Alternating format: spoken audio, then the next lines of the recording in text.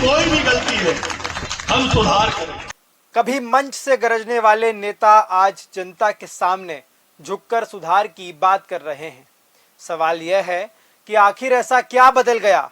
क्या 2023 की हार ने एक बड़े नेता की राजनीति की दिशा बदल दी या फिर यह उपचुनाव की मजबूरी है? बात हो रही है दतिया की, उस दतिया की जहां कभी डॉक्टर नरोत्तम मिश्रा का दबदबा माना जाता था, लेकिन 2023 के विधानसभा चुनाव में जनता ने ऐसा फैसला सुनाया कि प्रदेश की राजनीति का एक बड़ा चेहरा विधानसभा से बाहर हो गया। अब दतिया में उपचुनाव हैं, बीजेपी और कांग्रेस आमने सामने हैं, लेकिन चुनावी मुकाबले से पहले सबसे ज्यादा चर्चा किसी वादे की नहीं बल्कि नरोत्तम मिश्रा के बदले हुए अंदाज की हो रही है। क्योंकि मंच से अब नरोत्तम मिश्रा कह रहे हैं हम सुधारवादी हैं, खुद में सुधार करेंगे, अपने व्यवहार में बदलाव लाएंगे, जनता के बीच झुककर जाएंगे। यहीं से सबसे बड़ा सवाल खड़ा होता है, आखिर ऐसा क्या हुआ कि कभी अपने आक्रामक तेवरों के लिए पहचाने जाने वाले नेता को आज जनता के सामने सुधार की बात करनी पड़ रही है।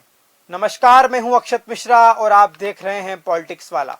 पॉलिटिक्स वाला, आओ राजनीति करें।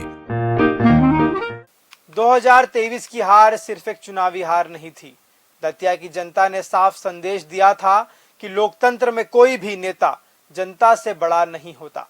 चुनाव के बाद विपक्ष ने स्थानीय असंतोष, जनता से दूरी और समर्थकों के व्यवहार जैसे मुद्दे उठाए।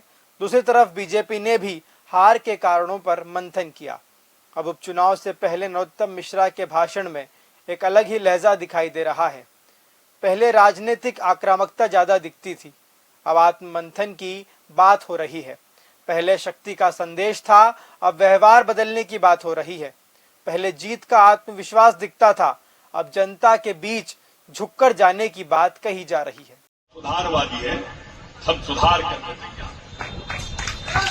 हमारी कोई भी गलती है हम सुधार करें।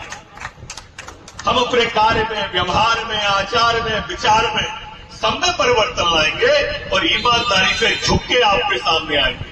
आप घर पर भी आओगे तो आप बैठोगे, हम खड़े रहेंगे। ये प्रक्रिया हमारी लंबे समय से चालू है। यह बदलाव अपने आप में राजनीतिक चर्चा का विषय बन गया है।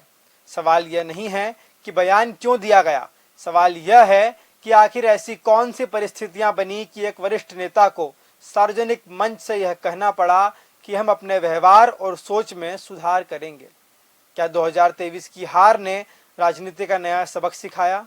क्या जनता का संदेश अब भाषणों में दिखाई दे रहा है या यह जनता के साथ नए सिरे से संवाद स्थापित करने की कोशिश है? इन सवालों के जवाब फिलहाल नेताओं के पास नहीं, दतिया की जनता के पास हैं, क्योंकि लोकतंत्र में भाषणों से ज्यादा भरोसा जनता के फैसले पर होता है।